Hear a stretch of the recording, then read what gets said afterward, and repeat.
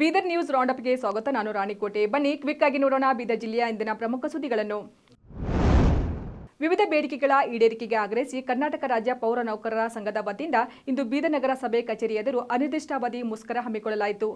ಪೌರ ನೌಕರರಿಗೆ ಜ್ಯೋತಿ ಸಂಜೀವಿನಿ ನೀಡಬೇಕು, ರಾಜ್ಯ ಸರ್ಕಾರದಿಂದ ನೇರ ಪಾವತಿ ನೀಡಬೇಕು, ಸಮಾನ ವೇತನ ನೀಡಬೇಕು, ಹೀಗೆ ಹಲವು ಬೇಡಿಕೆಗಳ ಈಡೇರಿಕೆಗೆ ಆಗ್ರಹಿಸಿ ಮುಷ್ಕರ ಹಮ್ಮಿಕೊಳ್ಳಲಾಯಿತು. ಈ ವೇಳೆ ಮಾತನಾಡಿದ ಪೌರ ನೌಕರರ ಸಂಘದ ರಾಜ್ಯಾಧ್ಯಕ್ಷ ಪ್ರಭಾಕರ್, ಹೊರಗುತ್ತಿಗೆ ಎಂಬುದು ಜೀತ ಪದ್ಧತಿಯಂತಾಗಿದೆ. ಇದೊಂದು ಮಹಾಮಾರಿಯಂತಾಗಿದೆ. ಏಜೆನ್ಸಿಗಳು ಸರ್ಕಾರದಿಂದ 17,000 ಪಡೆದು ನೌಕರರಿಗೆ 8-10 ಸಾವಿರ ನೀಡುತ್ತಿವೆ. ಆದ್ದರಿಂದ ಸರ್ಕಾರ ಪೌರ ನೌಕರರನ್ನು ರಾಜ್ಯ ಸರ್ಕಾರದ ನೇರ ಪಾವತಿಗೆ ಒಳಪಡಿಸಬೇಕೆಂದು ಸರ್ಕಾರವನ್ನು ಒತ್ತಾಯಿಸಿದರು. ದುಡಿಯುವಂಥ ಕೆಲಸ ಮಾಡ್ತಕ್ಕಂಥ ಕೈಗಳು ಬೀದಿಗಿಳಿದು ಹೋರಾಟ ಮಾಡುವಂಥ ಅನಿವಾರ್ಯತೆ ಕರ್ನಾಟಕ ರಾಜ್ಯ ಪೌರ ನೌಕರ ಸಂಘಕ್ಕೆ ಬಂದಿದೆ. ಇವತ್ತು ರಾಜ್ಯ ಸರ್ಕಾರ ನಮ್ಮ ಮುನ್ಸಿಪಲ್ ನೌಕರಗಳನ್ನು ಮಲತಾಯಿ ಧೋರಣೆಯನ್ನು ಮಾಡ್ತದೆ. ಆ ಮಲತಾಯಿ ಧೋರಣೆಯನ್ನು ಖಂಡಿಸಿ ನಾವು ಇವತ್ತು ಹೋರಾಟ ಮಾಡ್ತಾ ಇದ್ದೇವೆ. ಇವತ್ತು AC ರೂಮ್ನಲ್ಲಿ ಕುಂತಿರ್ತಕ್ಕಂಥ ಅಧಿಕಾರಿ ನೌಕರಗಳಿಗೆ ಜ್ಯೋತಿ ಸಂಜೀವಿನಿ 25 ಲಕ್ಷದವರೆಗೆ ಫ್ರೀ ಕ್ಯಾಶ್ಲೆಸ್ ಟ್ರೀಟ್ಮೆಂಟನ್ನು ಕೊಡ್ತದೆ. ಇವತ್ತು ಬೀದಿಗಿಳಿದು ಹೋರಾಟ ಕೆಲಸ ಮಾಡ್ತಕ್ಕಂಥ ಸಾರ್ವಜನಿಕರಿಗೆ ನೇರವಾಗಿ ಸ್ವಚ್ಛತೆಯನ್ನು ಮಾಡ್ತಕ್ಕಂಥ ಸ್ವಚ್ಛತಾ ಸೇನಾನಿಗಳಿಗೆ ಇವತ್ತು ಜೀವಕ್ಕೆ ಬೆಲೆ ಇಲ್ಲದಾಗಿದೆ. ಅವರಿಗೂ ಸಹ ಜ್ಯೋತಿ ಸಂಜೀವಿನಿಯನ್ನು ಕೊಡಬೇಕು. ಮುನ್ಸಿಪಲ್ ನೌಕರರನ್ನು ಸಹ ರಾಜ್ಯ ಸರ್ಕಾರಿ ನೌಕರರೆಂದು ಪರಿಗಣಿಸಬೇಕು. ಎರಡನೇದಾಗಿ ಇವತ್ತು ಏನು ಹೊರಗುತ್ತಿಗೆ ಎಂಬ ಪಿಡುಗು ಈ ಜೀತ ಪದ್ಧತಿಯನ್ನು ತೊಲಗಿಸಬೇಕು.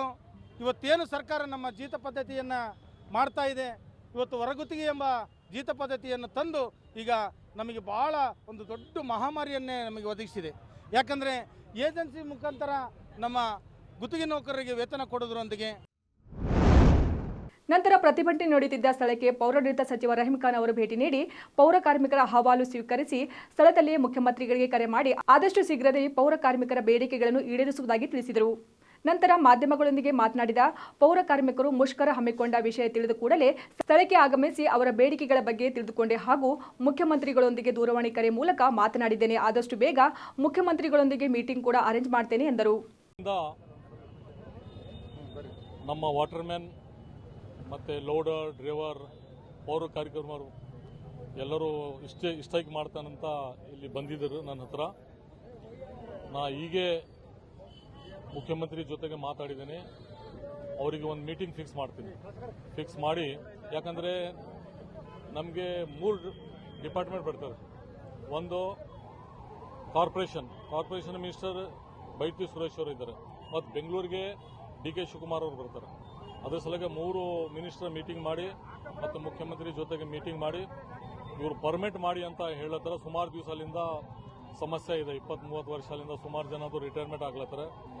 ಮತ್ತು ರಾಜ್ಯಾಧ್ಯಕ್ಷರು ಪ್ರಭಾಕರ್ ಅವರು ಮತ್ತು ಅವ್ರ ಜೊತೆಗೆ ಟೀಮ್ ನನ್ನ ಹತ್ರ ಬಂದಿದ್ದು 2-3 ಸಲ.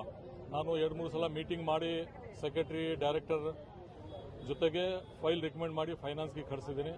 ಇನ್ನು ಅಲ್ಲಿಂದು ಕ್ಲಿಯರೆನ್ಸ್ ಆಗಿಲ್ಲ. CM ಜೊತೆಗೆ ಒಂದು ಮಾತಾಡಿ ಅವ್ರ ಜೊತೆಗೆ ಒಂದು ಮೀಟಿಂಗ್ ಆದರೂ ಇದು ಪ್ರಾಬ್ಲಮ್ ಸಾಲ್ವ್ ಆಗ್ತದೆ.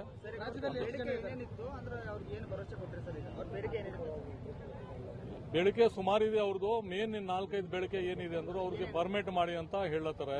ವಾಟರ್ಮ್ಯಾನ್ಗೆ, ಲೋಡರ್ಸ್ಗೆ, ಮತ್ತೆ ಡೈರೆಕ್ಟ್ ಪೇಮೆಂಟ್ ಥ್ರೂ ಏಜೆನ್ಸಿ ಬೇಡ, ಅವರಿಗೆ ಡೈರೆಕ್ಟ್ ಪೇಮೆಂಟ್ ಅಂತ.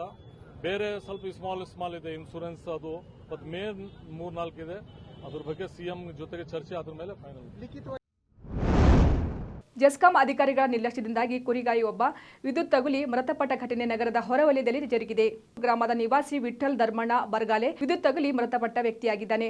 ಕುರಿಗಾಲಿ ಹೋದ ವೇಳೆ ಜಮೀನಿನ ಮೇಲೆ ಹಾಕಲಾಗಿದ್ದ ವಿದ್ಯುತ್ ತಂತಿ ತಗುಲಿ ಈತ ಮೃತಪಟ್ಟಿದ್ದು ಜೆಸ್ಕಾಂ ಅಧಿಕಾರಿಗಳ ನಿರ್ಲಕ್ಷ್ಯವೇ ಈತನ ಸಾವಿಗೆ ಮುಖ್ಯ ಕಾರಣವಾಗಿದೆ ಎಂದು ಮೃತನ ಕುಟುಂಬಕ್ಕೆ ಕನಿಷ್ಠ 50 ಲಕ್ಷ ರೂಪಾಯಿ ಪರಿಹಾರ ಕಲ್ಪಿಸಬೇಕೆಂದು ಸ್ಥಳೀಯರು ಒತ್ತಾಯಿಸಿದ್ದಾರೆ.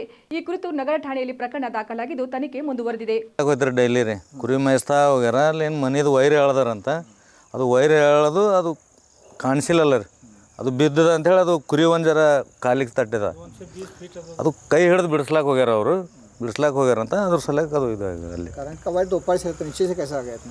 नहीं वो दूर से 200 फीट नीचे से ही डाला है वो लोग. अभी उधर पूरा इन्फेक्शन हो गया पूरा. तो ये जिसका डेथ हो गया उसका नाम क्या है? विट्ठल धर्मಣ್ಣ बरगले. एज कितना है उसका? 48. ಬಂದಾರ್ರಿ ನೆಲದಾಗ ಹಾಕೊಂಡು ಬರಲ್ಲ ಮ್ಯಾಲೆ ಬಿದ್ದದ್ರಿ. ಅದು ವೈರು ಮ್ಯಾಲೆ ಬಿದ್ದದ. ಅದು ಬಿದ್ದದ ಇದು ಕುರಿ ದಾಟ್ಲಕ್ಕೆ ಹೋಗ್ಯದ್ರಿ.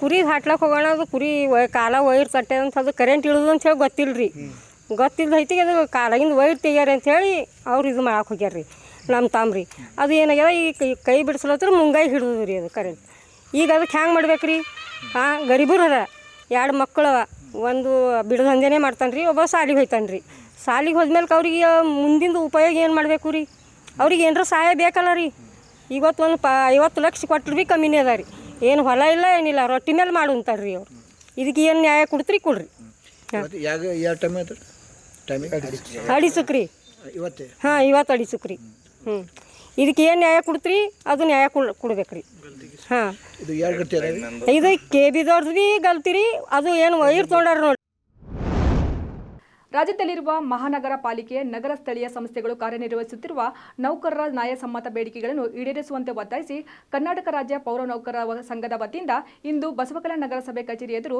ಅನಿರ್ದಿಷ್ಟಾವಧಿ ಮುಷ್ಕರ ಹಮ್ಮಿಕೊಳ್ಳಲಾಯಿತು.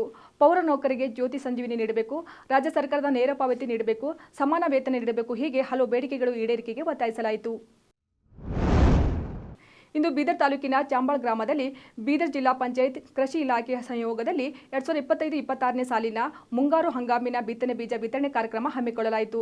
ಈ ವೇಳೆ ಪೌರಾಡಳಿತ ಸಚಿವ ಹಾಗೂ ಬೀದರ್ ಶಾಸಕ ರಹೀಂ ಖಾನ್ ಅವರು ರೈತರಿಗೆ ಉತ್ತಮ ಗುಣಮಟ್ಟದ ಬೀಜ ವಿತರಿಸಿದರು. ಶ್ರೀಮತಿ ವೀಣಾ ಅವರಿಗೆ ಬೀಜನ ಈಗ ಸಾಂಕೇತಿಕವಾಗಿ ಕೊಡಲಾಗ್ತದೆ. ಇದರ ನಂತರ ತಮ್ಮ ರೈತ ಸಂಪರ್ಕ ಕೇಂದ್ರಗಳಿಗೆ ಮತ್ತು ಬೀಜ ಮಾರಾಟ ಮಳಿಗೆಗಳಲ್ಲಿ ಅದನ್ನು ಕೊಡಲಾಗ್ತದೆ. ನಂತರ ಸೋಮನಾಥ್ ಜಾಂಥೆ ಅವರು ಮುಂದೆ ಬರಬೇಕು.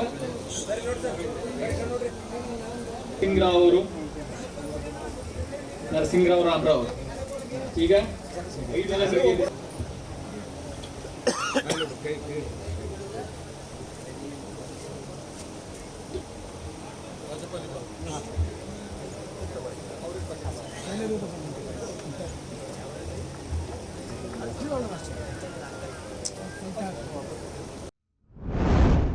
ಔರಾ ತಾಲೂಕಿನ ಗಡಿಕುಸ್ನೂರ್ ಗ್ರಾಮದಲ್ಲಿ ಬಸವ ಜಯಂತಿ ಉತ್ಸವ ಸಮಿತಿ ವತಿಯಿಂದ ವಿಶ್ವಗುರು ಬಸವಣ್ಣನವರ ಜಯಂತ್ಯೋತ್ಸವ ಕಾರ್ಯಕ್ರಮವನ್ನು ಅದ್ದೂರಿಯಾಗಿ ಆಚರಿಸಲಾಯಿತು. ಕಾರ್ಯಕ್ರಮವನ್ನು ಉದ್ಘಾಟಿಸಿ ಮಾತನಾಡಿದ ಔರಾ ಶಾಸಕ ಪ್ರಭು ಚವ್ಹಾಣ್, ಸಮಾನತೆ, ಹರಿಕಾರ ಮತ್ತು ಮಹಾನ್ ಮಾನವತಾವಾದಿ ಬಸವಣ್ಣನವರ ಆದರ್ಶ ಸರ್ವಕಾಲಿಕ. 12ನೇ ಶತಮಾನದಲ್ಲಿ ಸಮಾಜದಲ್ಲಿನ ಓರೆಕೋರೆಗಳನ್ನು ಸರಿಪಡಿಸಲು ಮುಂದಾದ ಮೇರು ಸಮಾಜ ಸುಧಾರಕ, ಕಾಯಕದ ಮಹತ್ವ ಸಾರುವ ಅವರ ವಚನವು ಎಲ್ಲ ಕಾಲಕ್ಕೂ ಪ್ರಸ್ತುತ ಎಂದರು. ಬೀದರ್ ನಗರದ ಹೃದಯ ಭಾಗದ SBI ATM ದರೋಡೆ ಪ್ರಕರಣದಲ್ಲಿ ಗಾಯಗೊಂಡಿರುವ ಲಾಡಿಗೆರೆಯ ಶಿವಕುಮಾರ್ ಅವರಿಗೆ ಬಿಜೆಪಿ ಮುಖಂಡ ನಾಗರಾಜ್ ಕರ್ಪೂರ್ ಅವರು ವೈಯಕ್ತಿಕವಾಗಿ 50,000 ನೆರವು ನೀಡಿದರು. ನಾಗರಾಜ್ ಕರ್ಪೂರ್ ಅವರು ಸೋಮವಾರ ಶಿವಕುಮಾರ್ ಅವರ ಮನೆಗೆ ತೆರಳಿ ಅವರ ಆರೋಗ್ಯ ವಿಚಾರಿಸಿದರು. ಬಳಿಕ ನೆರವಿನ ಚೆಕ್ ಹಸ್ತಾಂತರಿಸಿದರು.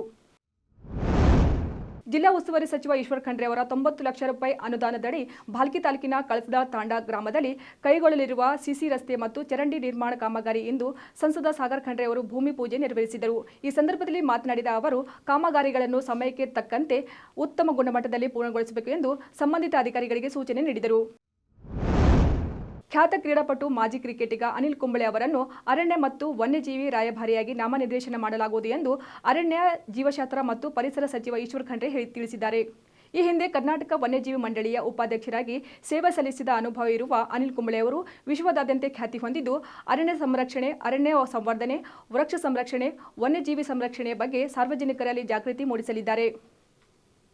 ಅನಿಲ್ ಕುಂಬಳೆ ಅವರಿಗೆ ವನ್ಯಜೀವಿಗಳ ಬಗ್ಗೆ ಅಪಾರ ಕಾಳಜಿ ಇದೆ, ಅರಣ್ಯದ ಬಗ್ಗೆ ಪ್ರೀತಿ ಇದೆ. ಹೀಗಾಗಿ ಅವರು ಯಾವುದೇ ಸಂಭಾವನೆ ಪಡೆಯದೆ ರಾಯಭಾರಿಯಾಗಲು ಸಮ್ಮತಿಸಿದ್ದಾರೆ ಎಂದು ಈಶ್ವರ್ ಖಂಡ್ರೆ ಅವರು ಸ್ಪಷ್ಟಪಡಿಸಿದ್ದಾರೆ.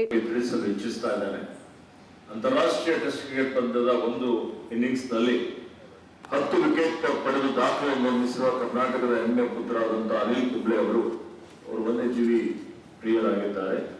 ವನ್ಯಜೀವ ಸಂರಕ್ಷಣಾ ಸಂದೇಶವನ್ನು ವಿಶ್ವದಾದ್ಯಂತ ಪಸರಿಸಲಿಕ್ಕೆ ಇವತ್ತು ಕರ್ನಾಟಕ ಅರಣ್ಯ ಇಲಾಖೆಯ ರಾಯಭಾರಿ ಆಗುವಂತೆ ನಾವು ಕೋರಿದ್ದು ಅವರು ಸಮ್ಮತಿಸಿದ್ದಾರೆ. ಅತಿ ಶೀಘ್ರದಲ್ಲೇ ಈ ಸಂಬಂಧ ಅನಿಲ್ ಕುಂಬ್ಳೆ ಅವರ ಜೊತೆಗೆ ಒಂದು ಮಾನ್ಯ ಮುಖ್ಯಮಂತ್ರಿಗಳು, ಉಪಮುಖ್ಯಮಂತ್ರಿಗಳ ಉಪಸ್ಥಿತಿಯಲ್ಲಿ ಒಂದು ಒಡಂಬಡಿಕೆಯನ್ನು ಮಾಡಿಕೊಳ್ಳಲಾಗುವುದು ಅನ್ನುವಂತಹ ಒಂದು ವಿಷಯವನ್ನು ನಾನು ಮಾಧ್ಯಮದವರಿಗೆ ತಿಳಿಸಲಿಕ್ಕೆ ಇಚ್ಛೆ ಪಡ್ತಾ ಇದ್ದೇನೆ. ಹೀಗಾಗಿ ಅವರಿಗೆ ಯಾವುದೇ ರೀತಿಯ ಸಂಭಾವನೆ ಆಗಲಿ ಮತ್ತೊಂದಾಗಲಿ ಇಲ್ಲ. ಆದರೆ ಅರಣ್ಯ ಸಂರಕ್ಷಣೆ, ಸಂವರ್ಧನೆ, ವೃಕ್ಷ ಸಂರಕ್ಷಣೆ ಇದ್ರ ಬಗ್ಗೆ ಜಾಗೃತಿ ಮೂಡಿಸುವುದಕ್ಕೆ ಹೆಚ್ಚಿನ ಒತ್ತು ಸಿಗ್ತದೆ ಅನ್ನುವಂಥ ಮಾತನ್ನು ಹೇಳಿಕೆ ಬಯಸ್ತಾ ಇದ್ದೇನೆ. ಆದ್ಮೇಲೆ ಇವತ್ತು ಇಂದಿನ ಪೀಳಿಗೆ ಇವಾಗಿದು ಬೀದರ್ ಜಿಲ್ಲೆಯಿಂದ ಪ್ರಮುಖ ಸುದ್ದಿಗಳು. ಮತ್ತೆ ನಾಳೆ ಭೇಟಿಯಾಗೋಣ ಬೀದರ್ ರೌಂಡಪ್ನಲ್ಲಿ.